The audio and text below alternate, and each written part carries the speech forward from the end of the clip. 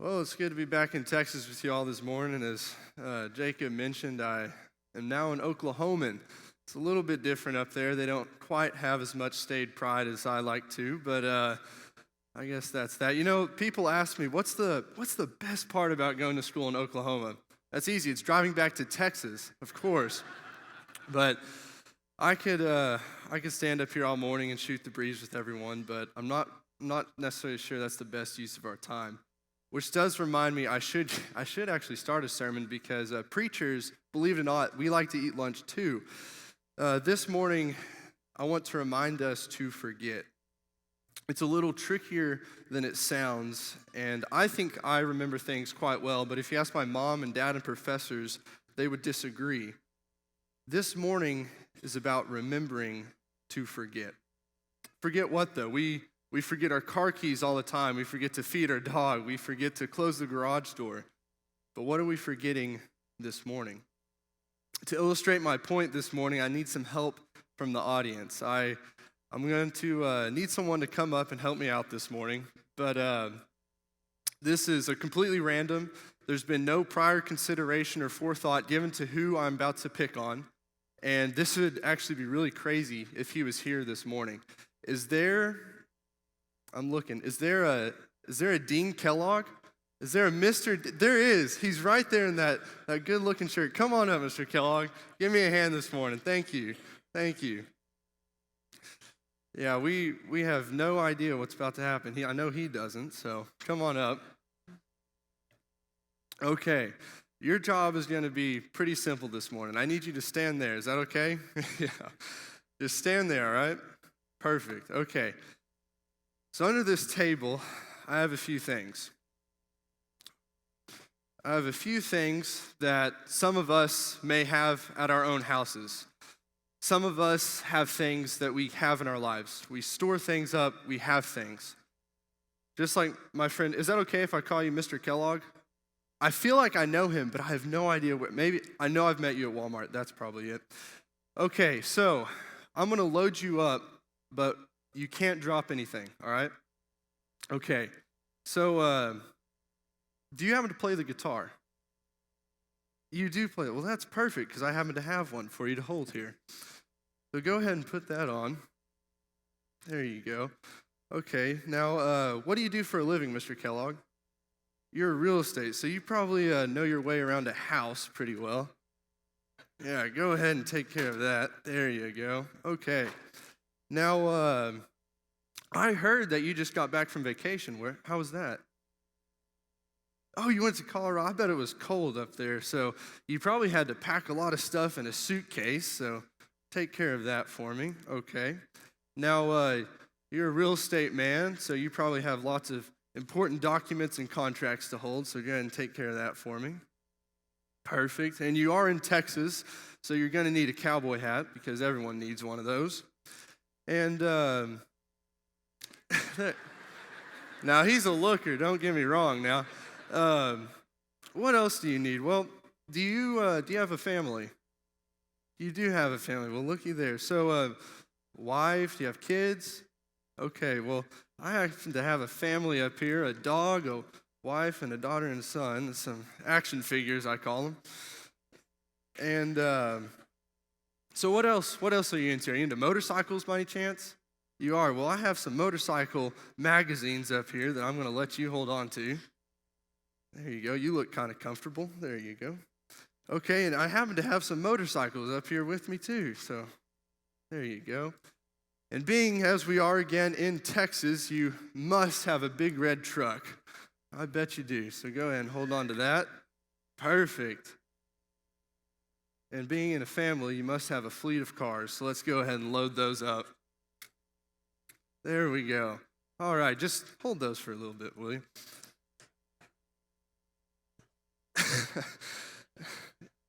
Doesn't that just look fun?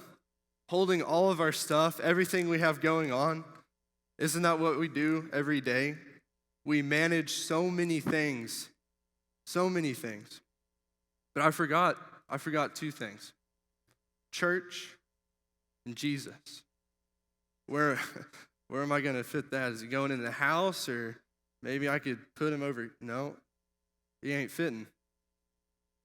See, we fill so much of our time with things, and then we forget about the most important things in life. So I'm going to go ahead and help him out real quick before we move on. Let's get some of this stuff off you here.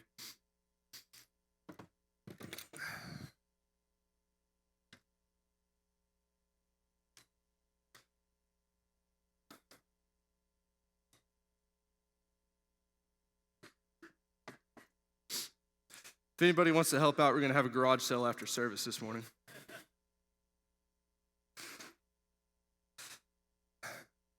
Yeah, you can go sit down. Thank you, Mr. Kellogg, again for helping. Yeah, thank you. I'm going to tell my dad that this awesome guy helped me out this morning, but I can't remember.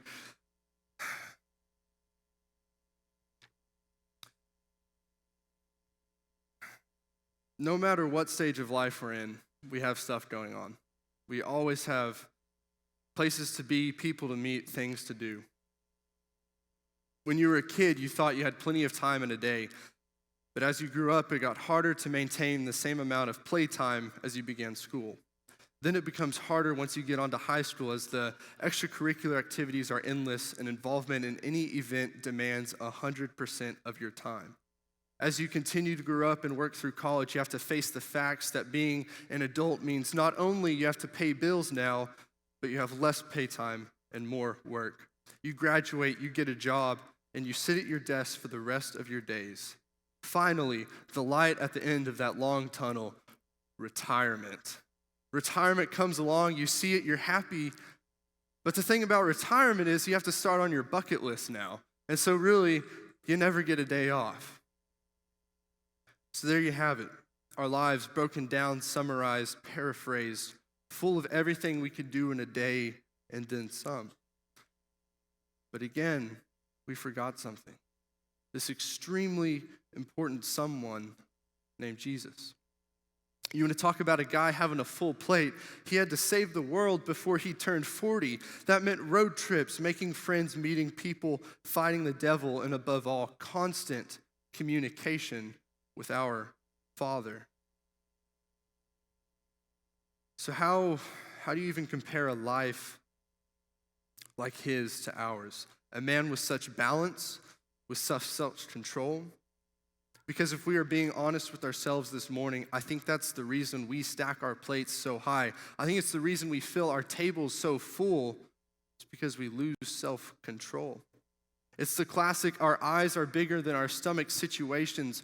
We see so many things, so many paths and routes to go in life. We see so many ways to live our lives and pass the time that we forget about the balance that comes with being a Christian. We forget about the importance of the cross that he bore for us. So my question to you this morning is, what if we remembered to forget the right stuff? What if we remembered Jesus and we forgot about sports? What if we remembered about Wednesday night classes and forgot about late night band practice? What if we remembered all of the things Jesus told us about how to spend our time and forgot about the lies Satan feeds us on how to live our lives? See, it's not that hard. We forget about stuff every day. Things slip our mind, but what if we remembered to do it on purpose? If we started remembering that being a Christian is about spreading the good news and living like Christ. And I don't think I'm 100% crazy here. There are a few scriptures that could point to us needing to do this exact thing. I want to start by looking at our self-control, because I believe that our inability to say no can really mess things up. Although it was comical in Jim Carrey's movie Yes Man to say yes to everything, when we do in our lives, it usually makes everything we need to do or want to do cost so much more. Starting in 1 Corinthians chapter 9, 24 through 27, it says, "Do you not know that in a race all of the runners run, but only one gets the prize? Run in such a way as to get the prize. Everyone who competes in the games goes into strict training. They do it to get a crown that will not last, but we do it to get a crown that will last forever. Therefore, I do not run like someone running aimlessly. I do not fight like a boxer beating the air. No, I strike a blow to my body and make it a slave, so that after I have preached to others, I myself will not be disqualified from the prize. In 1 Thessalonians chapter 5, verse 6, it says, "So then, let us not be like others who are asleep, but let us be awake and of sober mind." And finally, in Proverbs 25:28, it says, "Like a city whose walls are broken through is a person who lacks self-control." All of these verses, they describe situations where self-control is not in the equation. It's lost. What I want you to do, though, is apply those verses to your specific situations, to your own lives. A verse is a generic piece of text, but when you put it into context, when you put it into your lives, it becomes meaningful. Going back to that 1 Corinthians passage, why would you even want to run a race and come in second place? Think about it. The Friday before a football game in a high school gym, what do? They have a pep rally. Everyone gets up, give me an S, give me an E, give me a C and an O and a D. What's that spell? Second place. Yeah, team.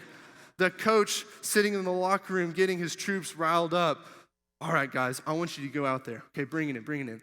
Go out there. Give me 50% of everything you got. I want you to go almost do your best. That's not going to work.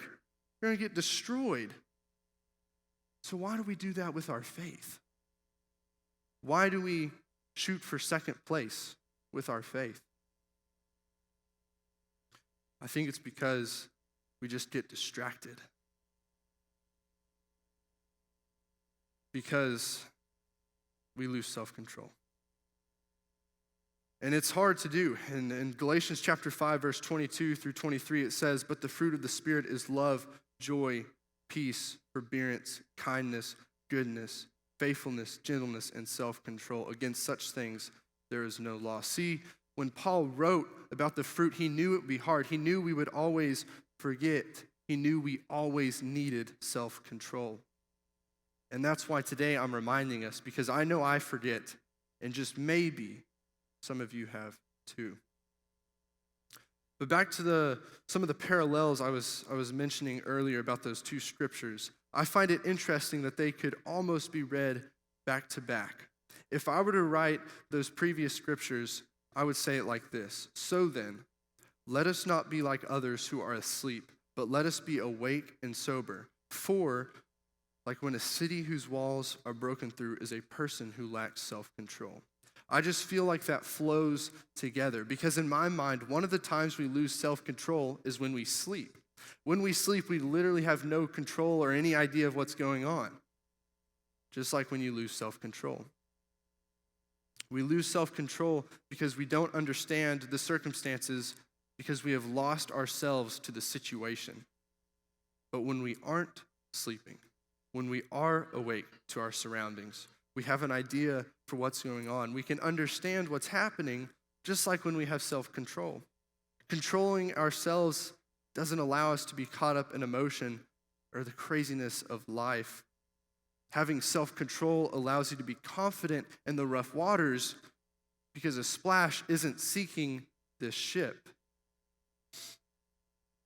Because like it says, like a city whose walls are broken through is a person who lacks self-control. Losing self-control will lead to your destruction, just like a city with no walls to protect itself. Use these verses as a reminder that in this crazy race of life, having self-control can make or break you. But the moral of today's sermon is about saying no. And granted, self-control is an amazing tool to use when your plate is full and people are pushing more on you. When we really need to break down and do is analyze our priorities. And I think it could totally help us reevaluate our daily tasks and help us say no. When we get our tables full, when we get all of our stuff gathered up, and we forget about the two most important things, when we reevaluate our priorities, it can clean that table straight away. This week I sat down and I thought about some of the most important things to me, my core beliefs, my values.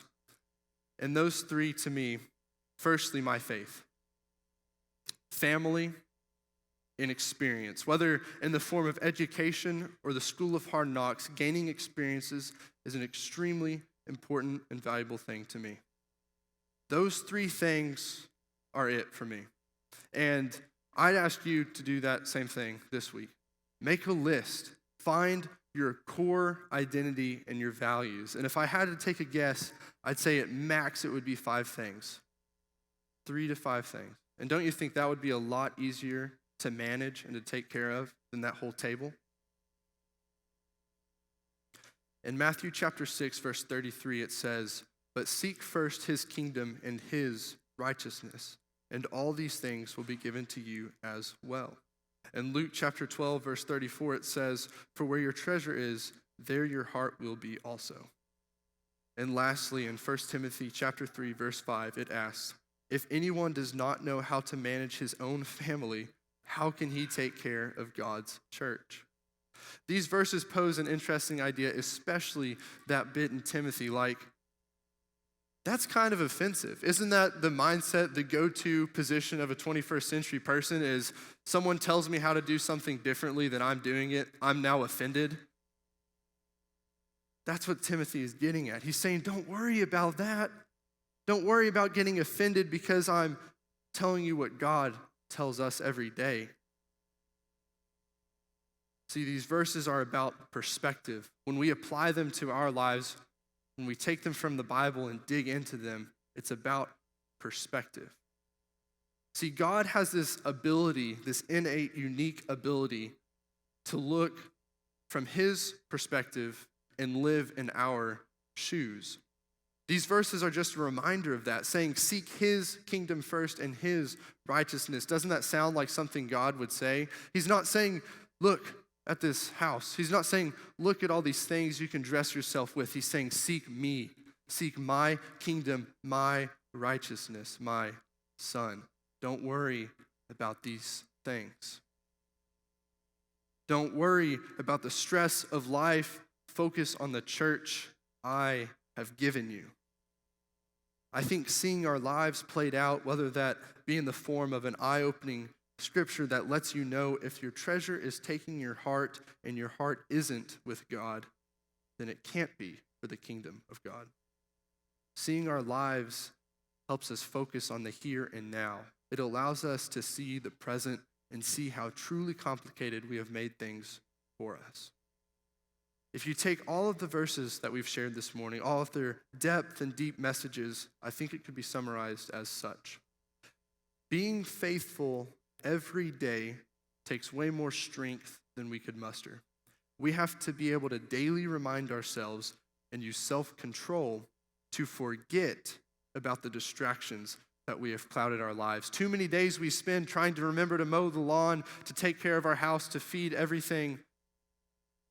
And we need to forget every now and then. We need to remember to forget.